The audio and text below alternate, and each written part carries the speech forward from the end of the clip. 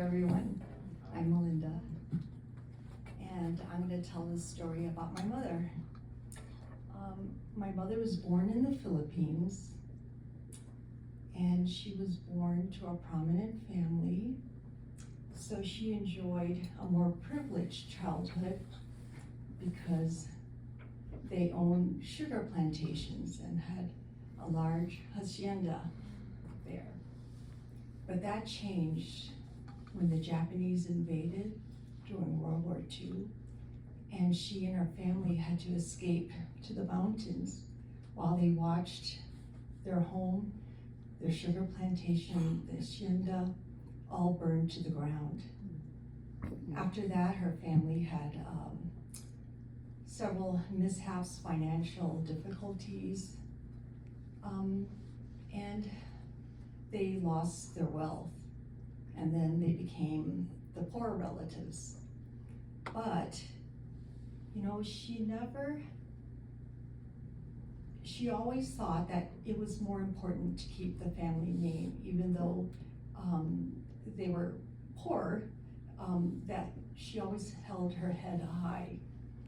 And she was not what they call mihinhin, which is Tagalog for, you know, submissive, ladylike. She held her head high, and she was tough and resilient because she had to live through the war, and it didn't break her spirit. She was always like that.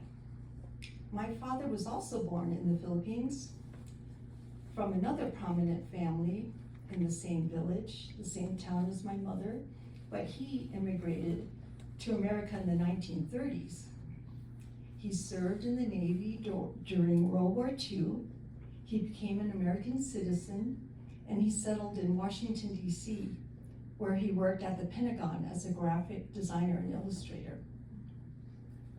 Now, at that time, this was probably in the late 50s or so, it was still not uncommon for marriages between families to be arranged. So they courted through letters and pictures. And then shortly after, he called for my mother to come to America to be married. She came with a wedding gown in her trunk to meet her new husband and start her new life in America. In 1961, I was born, and I was the first of my family to be born stateside. And even though my mother was trying to be the iconic American housewife and live in this new lifestyle, she craved the smells and tastes of her homeland back in the Philippines. In about 1966, when I was about 5 years old, my daddy bought us a house in the DC suburbs of Oxon Hills, Maryland. And in those Kennedy years, we were the only brown family in an all-white neighborhood. You know, it was one of those ticky-tacky atomic ranch houses, you know, with an attached carport, you know, kind of like in Mad Men or you know, those. He always backed up our Plymouth station wagon into the carport with the front end showing, like a shiny-faced boy sticking his tongue out saying, like, we've arrived, we're here, we're gonna stay. So here it was.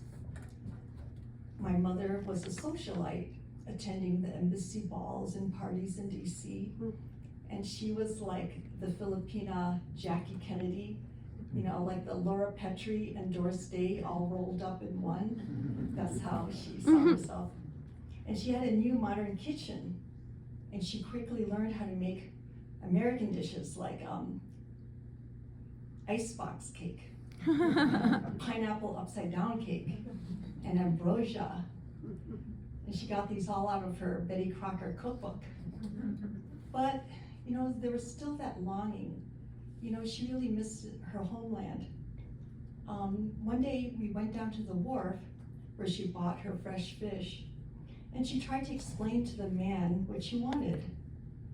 And even though she was well educated and spoke proper and former English, she had a very thick accent and a funny way of putting the accents in all the wrong places, like saying Mickermack instead of McCormick, or hippopotamus instead of hippopotamus. So of course everybody had trouble understanding what she had to say. So everywhere we went, she was asked to write down what she wanted. So the guy nodded his head. He knew what she wanted and wrapped it up for her. When we got home, she quickly unwrapped it, and it was, I don't know if you ever saw this, but it was eel. She bought eel. And she went about preparing it, but not to cook it. She was preparing it to dry it the way she did back home in the Philippines in the sun. Now, it was very hot that summer in Oxon Hill. You know, I'm imagining just as hot as it was in the Philippines. But how convenient, she had this thing called Reynolds wrap. And our Plymouth station wagon was already sitting in the carport with the hood exposed to the hot, scorching sun. So with the eel all prepared, she laid it out in the grill rack. And then she took that and put it on a cookie sheet. And then she covered the whole thing to keep the flies away. And then she set it on the hot hood of the car. She wiped her hands on her apron and went back in the house. I remember riding on my little red tricycle up and down the sidewalk when I heard some sort of commotion in that little cul-de-sac. And it was one of the housewives comes out of her carport and comes yelling at my mom. And I saw my mommy running out, and wouldn't you know it, every one of the neighborhood cats were pussyfooting on that hot car, waiting to get to that tempting feast that my mother had laid out for them. All the other housewives came out to see what was happening, and one of the cats managed to tip the pan over to reveal to the whole block what this little Filipino was up to. "Millie," screeched one of them.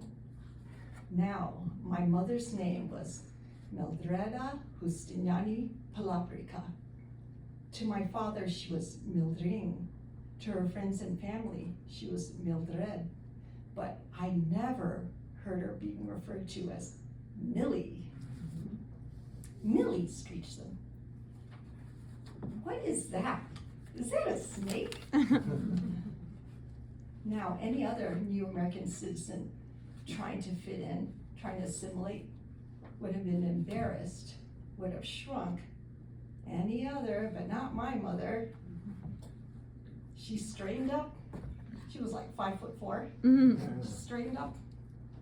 She put her hands on her hips.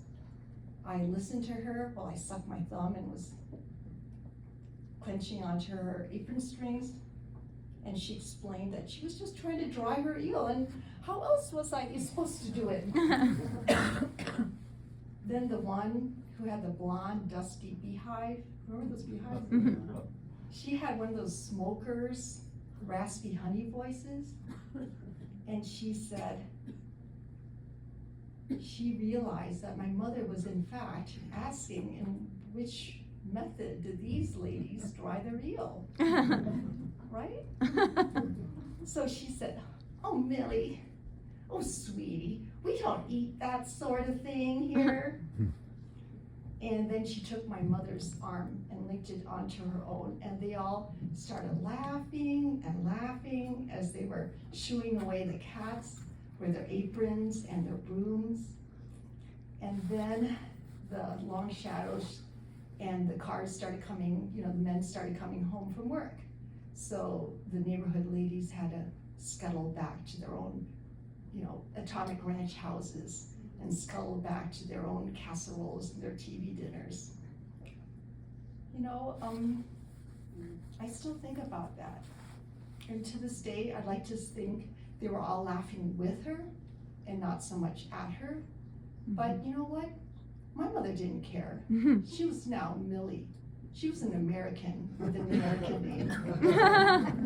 Thank you.